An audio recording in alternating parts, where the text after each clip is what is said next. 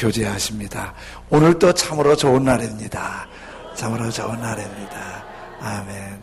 한 번 더 할까요? 잘 되고 있습니다. 잘 되고 있습니다. 아멘.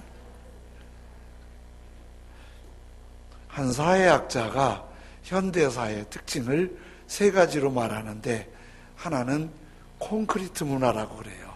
이렇게 건물 질 때 콘크리트로 짓잖아요. 아파트도 예배당도 쇼핑센터도 전부 다 콘크리트인데, 이게 시멘트로 해서 만들지만은 아주 돌처럼 단단한 거예요. 그래서 안전성은 있는데 이 콘크리트 안에 갇혀 살다 보니까 사람들이 너무 차가워지고 딱딱해졌다는 거예요. 너무 차가워지고 딱딱해져요. 그러다 보니까 서로 이렇게 부드러워야 상처도 덜 되고 그러는데, 너무 딱딱한 데서 딱딱하게 부딪힌 게 삶이 돼갖고 자꾸 상처를 주고 인정이 메마르고 삶이 각박해지는 게 현대사회의 하나의 특징이고, 두 번째 특징은 현대사회는 스피드 사회라고 그래요. 굉장히 빨라졌어요. 이효령 박사는 예전 문화를 가마솥 문화라면 요즘 문화는 라면 문화라고 그래요. 가마솥에다가 막 넣고 2시간을 삶기도 하고, 어떤 때는 막 장작을 떼면서 24시간을 삶고 또 식히고 삶고 발효시키고 이렇게 해서 음식을 만들어 먹는데, 요즘은 그럴 거 없어요. 그냥 봉투 딱 뜯어서 뜨거운 물 딱 퍼놓으면 그냥 후루룩 먹으면 되니까 아주 빨라졌어요. 예전에는 한 달 넘어서 갈 수 있는 길을 하루만 가서 그날 저녁 먹을 수 있을 만큼 너무 빨라졌어요. 이게 빨라지니까 이게 좋은 것 같은데 사람 마음이 너무 분주해진 거예요. 여유가 없어요. 그러니까 또 이게 상처 주고 아픔 주고 조급증에 시달려 갖고 일이 또 아프고 힘드는 거예요. 거기에 한 가지를 더 하는데 스트레스 시대라고 그래요. 요즘 스트레스가 너무 많다는 거예요. 이제 이런 얘기를 하는 거예요. 사회학자 얘기는 이렇게 콘크리트 문화에서 정은 메마르고 세상은 빨라지고 그리고 정보는 많이 취득을 하니까 모든 사람들, 어린애도 청년도 심지어 연세가 드신 분들도 나도 한 번 할 수 있는데, 예, 성공에 대한 기대가 다 있는 거예요. 성공한 사람 보면 저거 별것도 아닌 놈이 좀 잘 됐네, 나도 너보다 안 진다, 뭐 이러면서 다 성공에 대한 기대가 다 있는 거예요. 나도 한번 할 수 있다. 근데 소위 성공이라고 말하는 사람들이 사회학적 통계에 의하면 3%밖에 안 된대요. 그러니까 100명이면 소위 성공했다는 사람은 3명 정도밖에 안 되고 97명은 다 실패한 거예요. 그 실패한 사람들은 속상한 거예요, 그게. 그리고 좀 잘된 사람들 보면 막 박수 치는 것보다는 나도 한번 할 수 있는데 뭐가 뭐 안 돼갖고 뭐 이러면서 자꾸 속에 상처를 받으니까 아예 그냥 예전에 시골에서 농사 질 때는 나물 먹고 물 마시고 팔을 베고 누웠으니 산의 대장부 이만하면 조카도다 그러면서 껄껄 그랬는데, 요즘은 편한 사람이 없는 거예요, 다.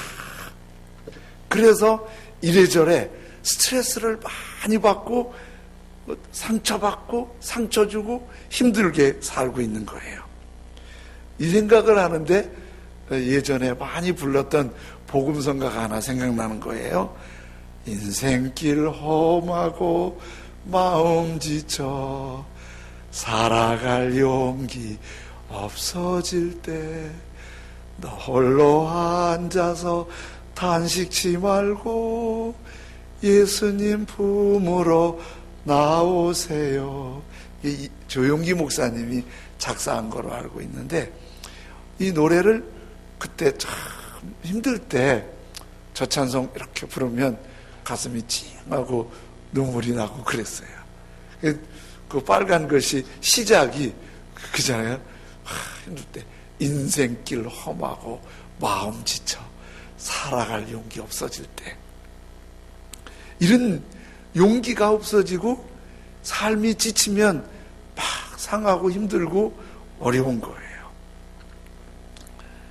그런데 이런 삶이 지치고 용기가 없어지는 게, 그런 어려움이 임하면 대부분 어떤 생각하냐면 나만 그렇다고 생각해요. 다른 놈들은 다 잘 되는 것 같은데 나만 이렇게 힘들고 나만 이렇게 아프고 나만 이렇게 꼬이는 것 같은 생각이 드는 거예요. 근데 사실은 여기에 예외가 없어요. 인생길 험하지 않은 사람 없어요. 마음이 지치지 않는 사람 없어요. 살아갈 용기 바닥나지 않는 사람 없어요.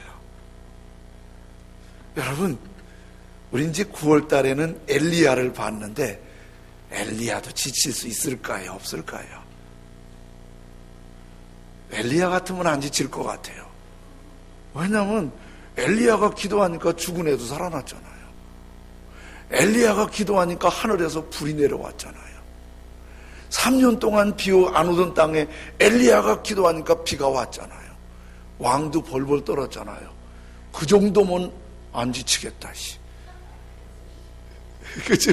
그 정도면은, 그 정도 왜 지쳐? 그 정도인데.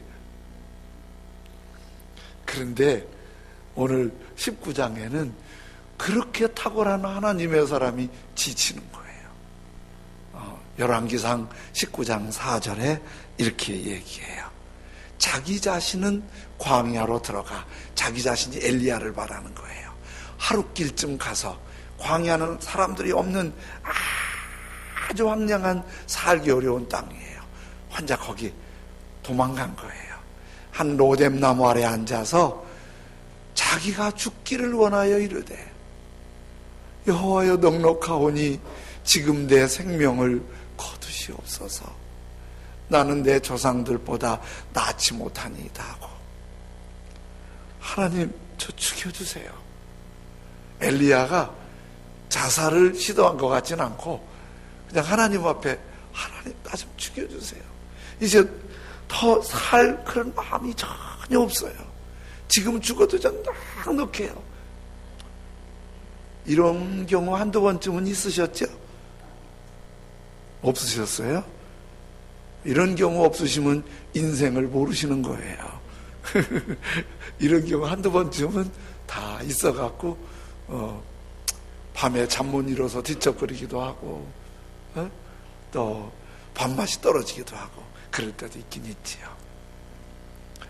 근데 아니 엘리야가 왜 이렇게 지쳤냐고요. 왜 이렇게 죽고 싶냐고요. 그럴 것 같지 않은데 발단은 이래요. 엘리야가 기도하니까 하늘에서 불이 내려왔잖아요. 또 사람들이 여호와 그는 하나님이라고 막 눈물겹게 하나님을 찬송하잖아요. 엘리야가 그동안 이스라엘을 괴롭힌 바알, 아세라, 우상 선지자들이 마음에 안 들어서 막 처형하라고 그래서 그리시네가서 기손시네가에서 다 처형했잖아요. 그럼 막 몸부림쳐 기도했더니 하나님이 하늘의 문을 여시고 비를 주셨잖아요. 그러니까 그동안에 3년 동안의 문제가 다 엘리야 한 사람의 기도로 다 풀린 거예요. 근데 그 자리에 아합 왕은 와서 참관을 했는데 왕보다 더 높은 분이 누구지요? 모르세요? 사모님. 왕비가 더 높잖아요. 마님보다 더 높은 남편 손 들어봐요. 이세벨은 안 오고 집에서 딱 이제 있는데 이제 누가 보고를 해야겠어요? 왕이 보고를 해야지요. 그래서 왕이 이제 집에 가서 마나님한테 자초지장을 다 보고를 해요. 이 보고를 딱 듣더니 부인 왕비 이세벨이 아이고 하나님이 진짜 내가 잘못 믿었구먼. 그렇게 회개를 해야 될 텐데 갑자기 푸르르 떨더니 얼굴에 토끼가 생기면서 사람을 부르더니 그 엘리야 찾아가서 내일 이맘때 24시간 내에 너도 죽여버리겠다고 그렇게 협박을 한 거예요. 근데 그렇게 큰 일을 잃은 엘리야가 이세벨이 그 말 한마디 했다고 저러고 있는 거예요. 이세벨 한마디에 저렇게 힘이 빠져갖고 하나님 죽여주세요. 하나님 죽여주세요. 이렇게 어이없는 일을 하는 거예요. 이 말씀을 생각하는데 세 가지가 생각나는 거예요. 한 가지는 진짜 깨지지 않는 불신의 벽이 있는 사람이 있더라. 아니, 이 정도 소문을 들으면 이세벨도 비가 왔고 그런 거 보면 바알 아세라 선지자들이 죽긴 했지만은 생각쯤은 한번 해볼 거 아니에요. 그 경황에 어떻게 엘리야를 죽이려고 그러냐고요. 그런데요, 전도해보면요, 안 믿는 사람은 진짜 안 믿어요. 삶은 감자에서 싹이 나도 안 믿어요. 돼지가 뿔이 나도 안 믿어. 진짜 안 믿는 사람은 안 믿어요. 그렇게 공을 들이고 사랑하고 막 섬겨도 어디서 이상한 소문을 듣고 목사가 바람 폈다고 그러고 장로가 사기쳤다고 그러고 그런 얘기만 하고 믿을 생각을 안 하는 거야. 구약에도 애굽의 바로왕이 모세를 통해서 10가지 재앙을 내려서 바로왕의 아들이 죽었는데도 안 믿어요. 안 믿어. 제가 그걸 보면서 제가 감사했어요. 저도 좀 깐죽거리는 게 있거든요. 내가 예수님 믿는 게 은혜인 거야. 내가 예수님 믿고 하나님 은혜 받고 믿음으로 사는 게 내가 참 얼마나 감사한지. 어제도 내가 저녁에 늦게까지 기도하면서 이제 기도 다 하고 일어나는데 내가 기도해놓고도 내 마음에 안 드는 거예요. 내가 마음이 좀 주님을 향해서 뜨겁지 않아서. 근데 아이고, 이런 나도 믿음 주시고 주님 섬기는 기회 주신 게 얼마나 감사한지 몰라요.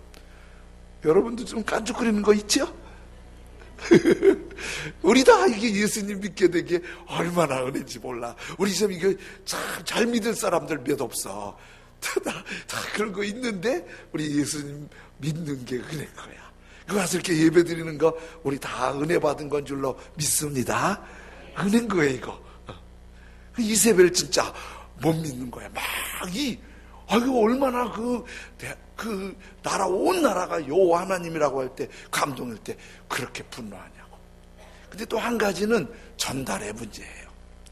19장 1절에 보면요, 아합이 엘리야가 행한 모든 일과 그가 어떻게 모든 선지자를 칼로 죽였는지 이세벨에게 말하니, 이제 아합이 이세벨한테 보고를 하는 거예요. 근데요, 말이 어떤 마음으로 말하느냐가 굉장히 중요해요.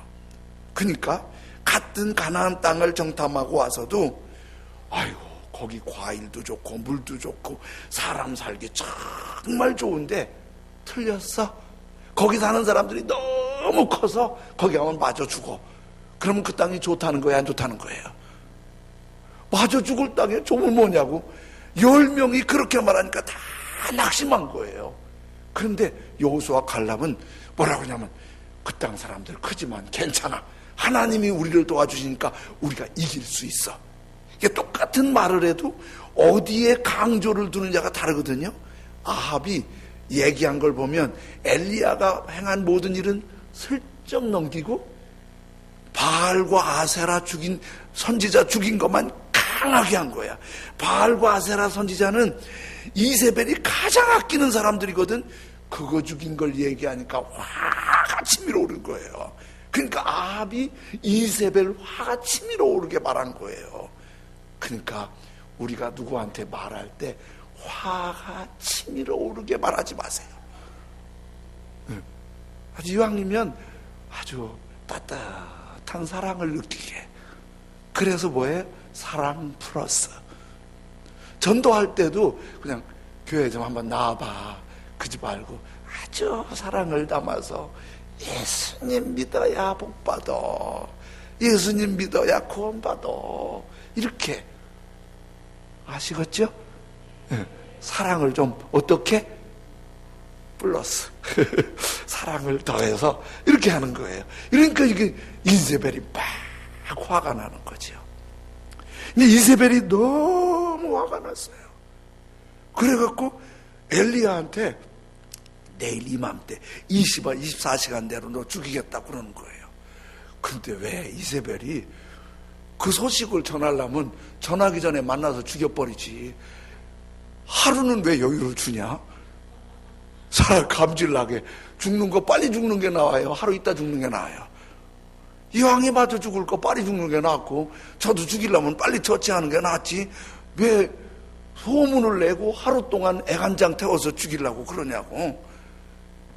성경에는 그 내용이 설명이 없는데 제가 혼자 생각해 보니까 이런 생각이 들더라고요. 왜 그렇게 했냐면 이세벨도 왕의 부인이니까 정치성이 있잖아요. 정치성이 있으니까 엘리야가 만만한 사람은 아닌 거야. 덜컥 죽이면 지금 온 나라가 여호와 그는 하나님이고 엘리야는 하나님의 종이라고 그러는데 백성들의 역풍이 불어오면 이것도 만만한 거 아니에요.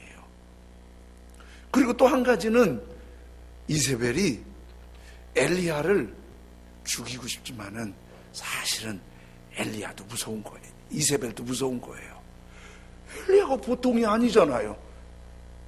아방의 얘기를 들어보니까 바알 선지자 450명이 그렇게 기도해도 꼼짝도 않는데 혼자 기도하니까 하늘에서 불이 쫙 내려와서 제단이 불이 타고 온 백성들이 여호와 그는 하나님이라고 찬송을 하고 그가 기도하니까 불이 내려오고. 이세벨도 정치적인 막강한 권력이 있지만은 영적인 권위가 있는 엘리야 함부로 못하는 거예요. 여러분, 예수님 믿는 사람들이 대통령도 경찰서장도 검찰청장도 아니지만 영적인 권위가 있어요.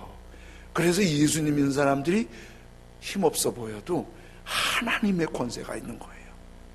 그러니까 이세벨도 너 죽이겠다 그렇게 말했지만은 자기도 겁나는 거예요. 자기도 무서운 거예요. 내심 이세벨은 엘리야가 도망갔으면 하는 거야. 겁주는 거야. 너 죽인다? 도망가라 그 말이야.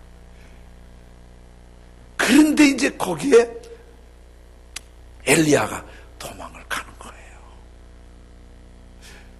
근데 신기한 거 있죠? 이세벨도 두려워하는 엘리야가 그 이세벨을 무서워서 벌벌 떨고 있다는 거예요. 이세벨도 두려워하는 엘리야가 그 이세벨을 두려워한다는 거예요. 왜? 믿음이 떨어지니까. 우리는 엘리야를 쭉 보면은 엘리야는 우리와 다른 사람일 것 같아. 그러니까 그 사람이 기도하니까 불이 내려오고 비가 내리지 내가 기도한다고 되냐? 엘리야쯤은 돼야지. 근데 성경은 엘리야의 신분을 정확하게 설명해줘요. 야고보서 5장 17절에 엘리야를 이렇게 말해요. 엘리야는 우리와 성정이 같은 사람이로되 그가 비가 오지 않기를 간절히 기도한즉 3년 6개월 동안 땅에 비가 오지 아니하고. 우리 성경에 엘리야는 우리와 성정이 같은 사람이로되, 그런데 현대인이 읽기 좋게 번역한 성경에는 이렇게 했어요. 엘리야는 우리와 어떤 사람? 네, 엘리야 다른 사람 아니에요. 우리처럼 상처받고 낙심하고 지치고 살아갈 용기가 없어지는 사람이에요. 엘리야도 우리가 똑같은 사람이에요. 근데 그 엘리야가 기도하니까 하늘이 비를 주는 거예요. 그러면 엘리야가 기도하면 하늘이 비를 준다면 우리가 기도해도 비를 주실 줄로 믿습니다. 엘리야가 기도하면 죽은 자가 살아나는 능력이 있다면 우리가 기도해도 되는 거예요. 엘리야가 기도해서 하면 우리가 기도해도 된다는 거예요. 근데 다른 면은 또 뭐예요? 우리가 약해지는 것처럼 엘리야도 약해지는 거예요. 엘리야도 약해지는 거예요. 19장 4절을 다시 보면 이렇게 말해요. 자기 자신은 그 협박을 받고 엘리야 자신은 광야 아무도 없는 광야로 들어가서 하룻길처럼 쭉 도망가서 한 로뎀 나무 아래 앉아서 자기가 죽기를 원하여 이르되 여호와여 넉넉하오니 지금 내 생명을 거두시옵소서. 정말 죽여주세요. 정말 죽여주세요. 여러분 혹시 예를 드는데요, 잘 나가도록 부모님이 온 힘을 다해 밀어줬는데 잘 나가다가 그 아들이 집에 딱 들어오더니 엄마 아무래도 나 죽고 싶어. 아파트에서 나 좀 밀어줘. 내가 떨어질 용기 놓고 엄마가 가서 밀어줘. 그러면 엄마가 그래요. 그러줄 엄마 있어요? 엄마 난리 나겠죠. 얘가 미쳤냐 왜 이러냐 막 달래보고 막 야단도 쳐보고 별짓 다 하겠죠. 지금 엘리야가 하나님 앞에 급한이에요. 이렇게 큰 일, 뭐 죽고 싶다고? 너 죽어볼래 너? 하나님이 야단칠만 하잖아요. 근데 그 다음 절 보면 가슴이 찡해요. 19장 5절에 로뎀 나무 아래 쭈그리고 와서 누워 자고 있는데 주님이 천사를 보내주세요. 그리고 천사가 지쳐있는 엘리야를 이렇게 어루만져 주세요. 그러면서 엘리야에게 일어나 먹어. 야단치지 않아요. 그것밖에 안 되냐고 꾸짖지 않아요. 이렇게 어루만지면서 일어나 먹어.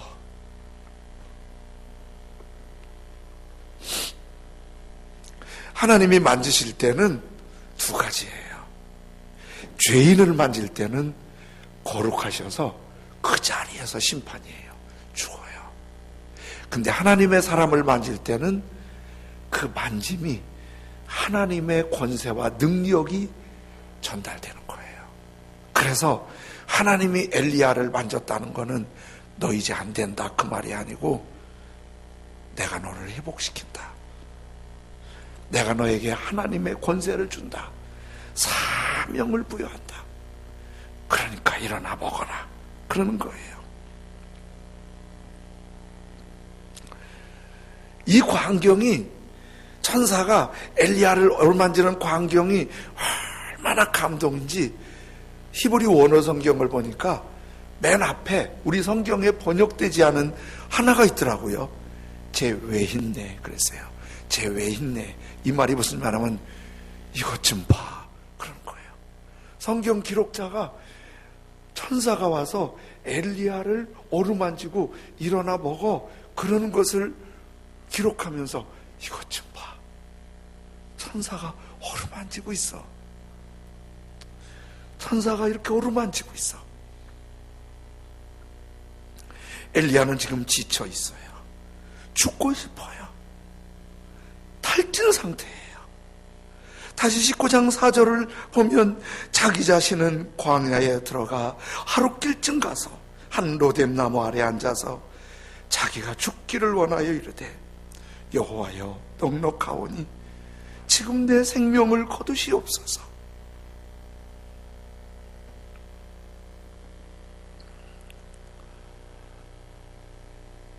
그랬더니 하나님이 오셔서 만져주시고 모든 걸 회복시켜 주시고 일어나게 하세요.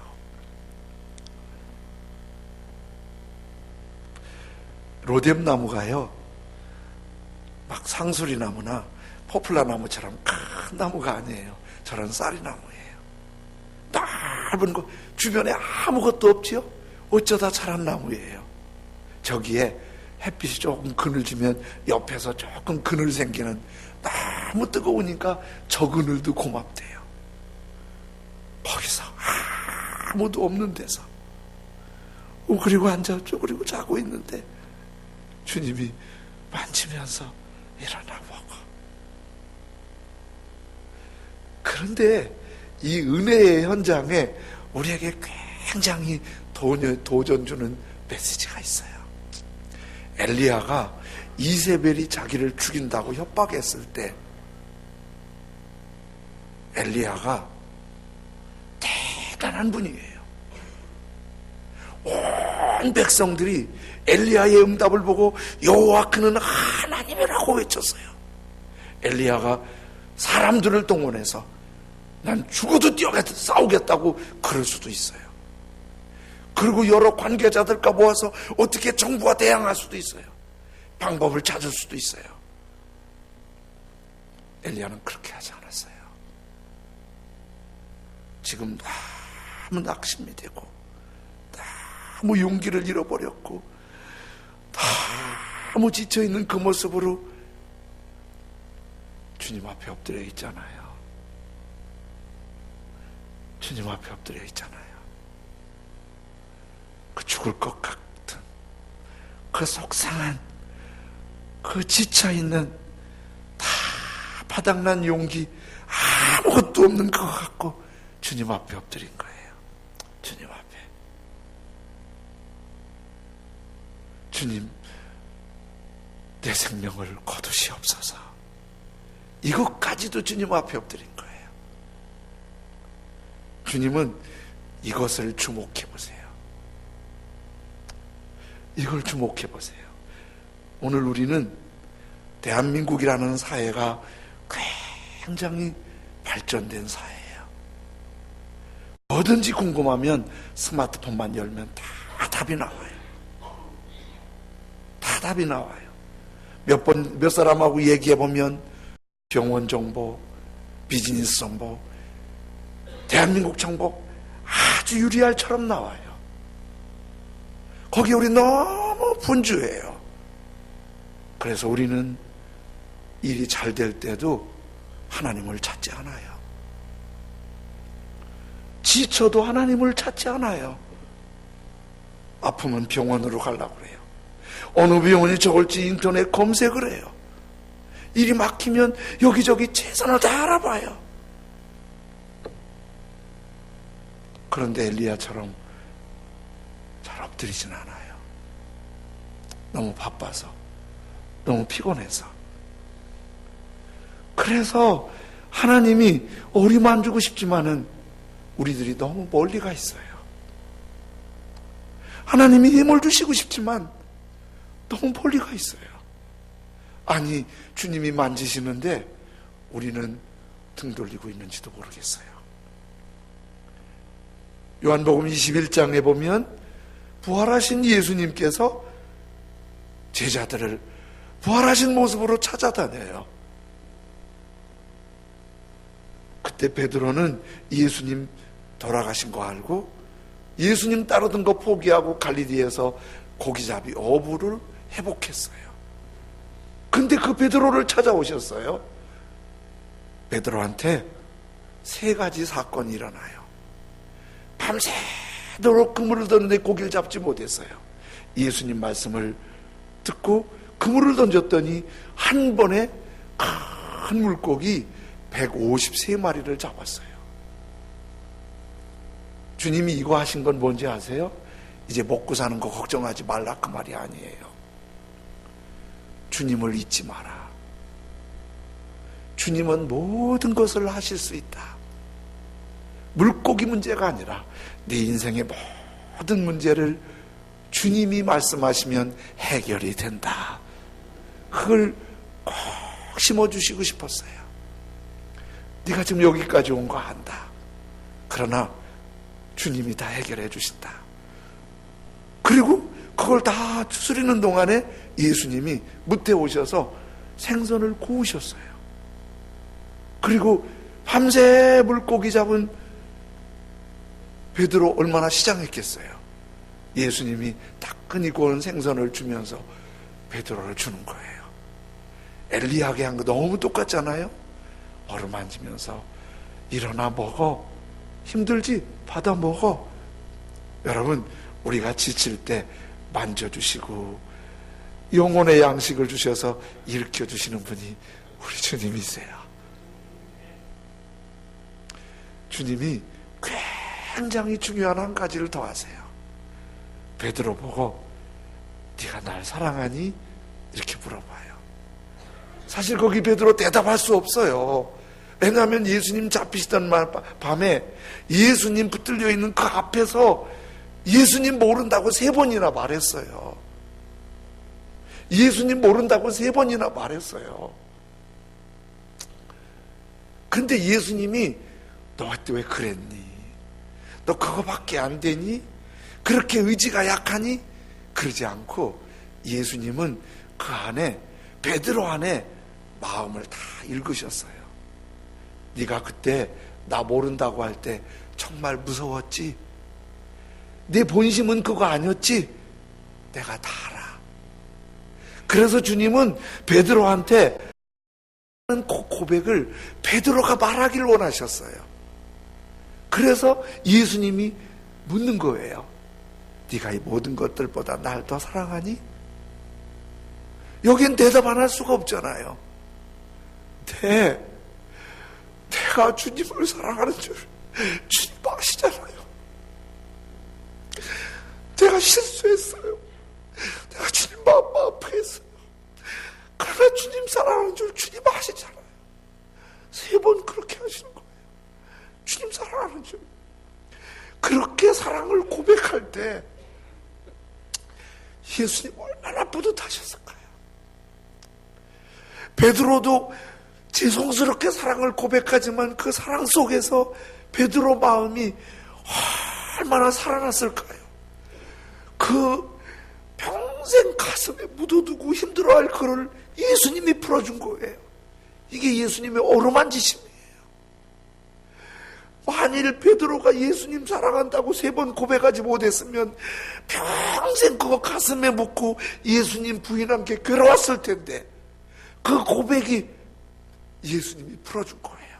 고백할 수 있도록 끌어주신 거예요. 주님은 이렇게 다 지쳐서 주님한테 혼나야 되고 버림받아야 되고 쓸모없을 것 같은데 주님은 그러지 않고 어루만져 주시고 일어나 먹으라고 그리고 일으켜주세요.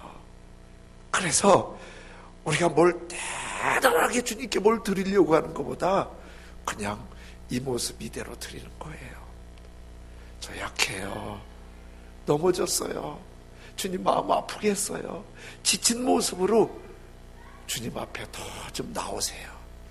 바쁘다고 피곤하다고 이런저런 이유 대지 마시고 출근할 때도 교회 들러서 퇴근할 때도 교회 들러서 새벽에도 힘들면 힘든 대로. 얼마 전에 한 집사님이 너무 힘들어하는 거예요. 자꾸 죽고 싶은 생각만 든다는 거예요. 이 얘기를 들어보니까 죽을 일은 아무것도 아닌데 죽을 생각만 너무 든다는 거예요. 여러 가지 말을 해도 그분은 안 들려요. 그 생각이 꽉 차서 제가 기도 좀 하라니까 제가 기도 못 하겠어요. 기도가 안 돼요. 기도가 안 돼요. 기도 안 되면 교회 와서, 기도 안 되면 교회 와서 그냥 주여라도 불러보라고. 그랬더니 그렇게 하겠다고. 그래서 교회 와서 주여 부르는데 그것도 안 된대요. 그러면 그냥 찬송 부르든지, 그것도 안 되면 교회 와서 그냥 쉬었다가 졸다라도 가라고. 근데 그분이 그렇게 하셨어요. 한 보름쯤 지나서 이분이 얘기를 하는 거예요. 어느 날 기도하러 왔는데 진짜 기도가 안 되는데 그래도 온 거예요. 와서 찬송을 불렀어요.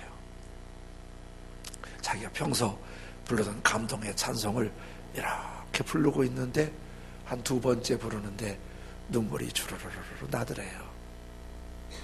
그래서 계속 찬송 부르며 뭔 기도할 줄 모르는데 주여 주여 그러는데 갑자기 생각이 3개가 바뀐 거예요.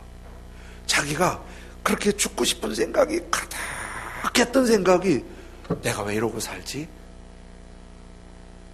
주님이 어루만지신 거예요. 그렇죠? 내가 왜 이런 어리석은 생각을 하지? 그러면서 그 막 죽고 싶었던 생각이 싹 사라지고 기쁨과 희망의 생각이 막 일어나는 거예요. 이런 것들이 일어나는 거예요. 주님의 손길은 사랑을 고백하기도 하고 생각이 바뀌기도 하고 주저앉은 사람 일어나기도 하는 거예요. 오늘 우리에게 가장 중요한 건 그렇게 지쳤을 때 지친 엘리야 보고 그것밖에 안 되냐고 하지 않고 주님 앞에 쭈그려 앉아서 죽고 싶은 것까지 죽고 싶다고 기도할 수 있는 엘리야, 아프다고 기도하는 우리들, 답답하다고 힘들다고 기도하는 우리들, 그러면 내치지 않으시고 어루만지시고 일어나 보고 사랑한다고 말해봐, 힘내봐. 그 주님으로 다 일어나고 마귀에게 속지 않고 다 복된 성공자가 되길 주님의 이름으로 축원합니다. 아멘. 우리 내 모든 시험 무거운 짐을 주 예수 앞에 아뢰이면 근심에 쌓인 날 돌아보사 내 근심 모두 맡으시네. 무거운 짐을 나홀로 지고 견디다 못해 쓰러질 때 불쌍히 여겨 구원해 주리 은혜의 주님 오직 예수 찬양드리며 기도하겠습니다.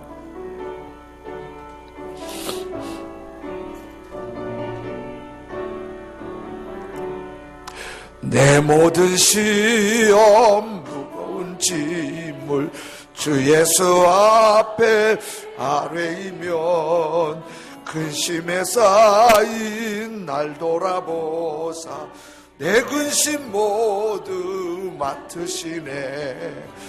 무거운 짐을 나홀로 지고 견디다 못해 쓰러질 때 불쌍히 여겨 구원해 주리 은혜의 주님 오직 예수. 내 모든 괴로움 닥치는 환난 주 예수 앞에 아뢰이면 주께서 친히 날 구해 주사 내 모든 짐을 베푸시 아멘. 무거운 짐을 나홀로 지고 견디다 못해 쓰러질 때 불쌍히 여겨 구원해 주리 은혜의 주님 오직 예수. 내 짐이 점점 무거워질 때 주 예수 앞에 아뢰이면 주께서 친히 날 구해 주사 내 대신 짐을 져주시 아멘. 무거운 짐을 나홀로 지고 견디다 못해 쓰러질 때 불쌍히 여겨 구원해 주리 은혜의 주님 오직 예수.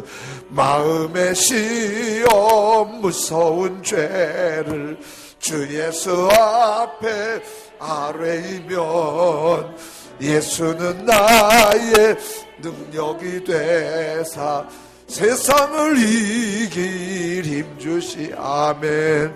무거운 짐을 나홀로 지고 견디다 못해 쓰러질 때 불쌍히 여겨 구원해 주리 은혜의 주님 오직 예수. 무거운 짐을 나홀로 지고 견디다 못해 쓰러질 만큼 힘들지 않은 사람 없습니다. 지금 그런 사람도 있고 앞으로 그런 고비는 언제 또 우리를 가로막고 힘들게 할지 모릅니다. 그러나 나를 구원해 주실 그분은 은혜의 주님 예수님밖에 없습니다. 그 각박한 상황, 절망적인 상황에서 하나님 앞에 엎드려 죽을 것까지도 죽여주시기를 기도했던 엘리야, 주님께 더 제가 나아가겠습니다. 예배의 자리, 기도의 자리, 은혜의 자리 주님께 나아가겠습니다. 나를 꼭 붙잡아 주십시오. 이 찬송 한 번 더 부를 때 같이 기도하면서 주님께 나아가기를 소망하며 기도하겠습니다.